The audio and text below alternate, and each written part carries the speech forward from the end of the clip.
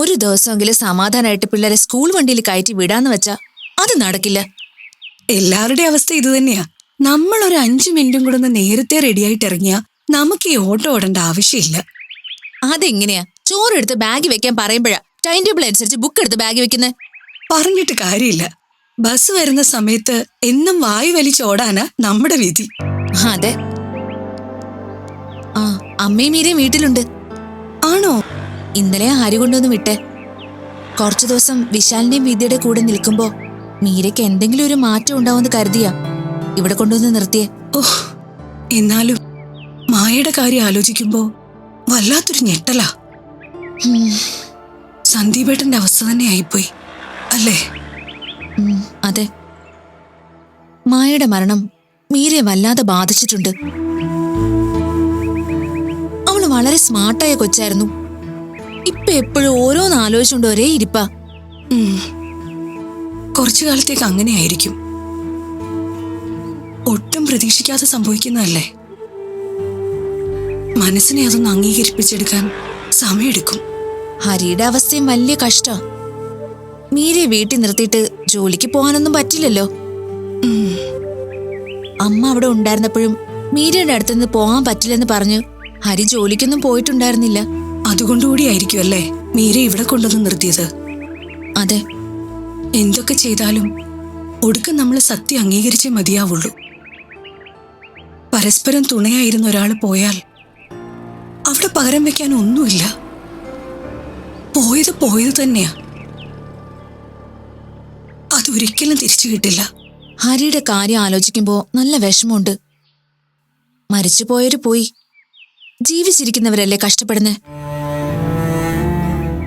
മീര ഒരു പെൺകുട്ടിയല്ലേ. ഹരി ഒറ്റയ്ക്ക് എങ്ങനെ അവളെ വളർത്തിയെടുക്കുവോ എന്തോ. പെൺകുട്ടിയായാലും എന്താ കുഴപ്പം? എളുപ്പമല്ലേ. പെൺകുട്ടിയാവുമ്പോ അനുസരണ ഉണ്ടാവും. വളർന്നു വരുമ്പോ വീട്ടില് സഹായമാവും. വലിയ കുഴപ്പങ്ങളൊന്നും ഉണ്ടാവില്ല. അതേസമയം ആൺകുട്ടികള് ഒരു സ്ഥലത്ത് അടങ്ങിയിരിക്കില്ല.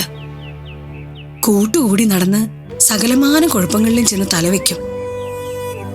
നിയന്ത്രിക്കാൻ ഒരു അച്ഛനുണ്ടെങ്കില് ഒരു പരിധിവരെ പേടിയുണ്ടാവും. അത് ശരിയാ.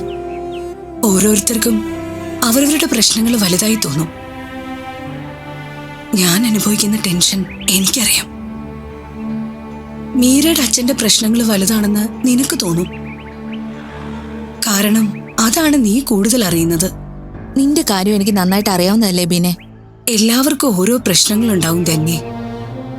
പിന്നെ എത്ര വലിയ പ്രശ്നങ്ങളാണെങ്കിലും അതില് ജീവിച്ച് നമുക്കതങ്ങ് ശീലമാവും.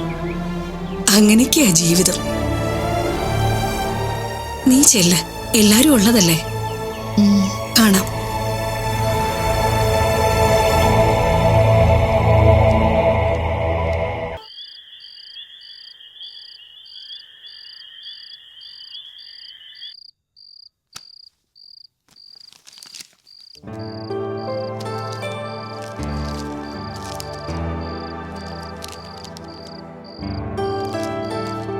അതവിടെ പോയി. ആ,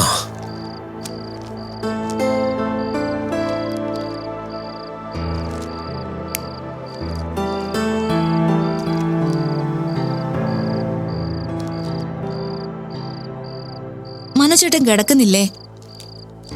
ഇല്ല, കുറച്ച് കണക്കുകൾ നോക്കാനുണ്ട്.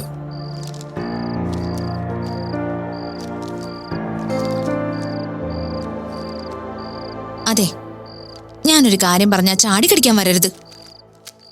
ഞാൻ എപ്പോഴാണ് നിന്നോട് അങ്ങനെ ചെയ്തിട്ടുള്ളത്? പറയുന്നതും വഴക്കുണ്ടാക്കുന്നതും ഒക്കെ നീ തന്നെയല്ലേ. അങ്ങനെ പറയാതെ മനോജേട്ടാ. ഇന്നേ വരെ മനോജേട്ടനോട് ചോദിക്കാതെ ഞാൻ എന്തെങ്കിലും ചെയ്തിട്ടുണ്ടോ? ഇല്ലേ? ഇല്ല. എന്ത് കാര്യമാണെങ്കിലും മനോജേട്ടൻ തീരുമാനിക്കുന്നതേ ഞാൻ ചെയ്യാറുള്ളൂ. അതെനിക്ക് ഉറപ്പാ. അത് ശരിയാ. പക്ഷെ ഞാൻ എന്ത് തീരുമാനിക്കണമെന്നുള്ളത് നീ പറയൂന്നേ ഉള്ളൂ. വെറുതെ തന്നെ കളിയാക്കരുത് കേട്ടോ. നീ കാര്യം പറ. ഹരിയുടെ കാര്യ.